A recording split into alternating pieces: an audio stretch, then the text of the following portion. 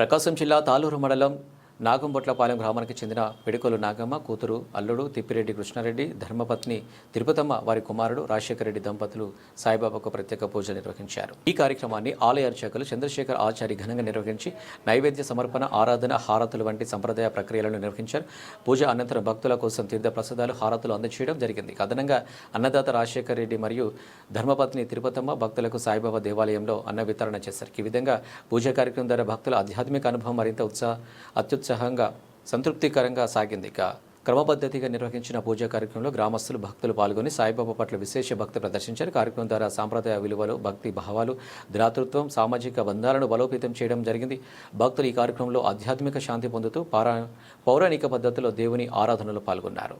ఇక గ్రామ సమాజానికి ఇది ఒక ఆధ్యాత్మిక మరియు సామాజిక ఉత్సవంగా మారి సామూహిక విలువలను కొనసాగించే అవకాశంగా నిలిచింది.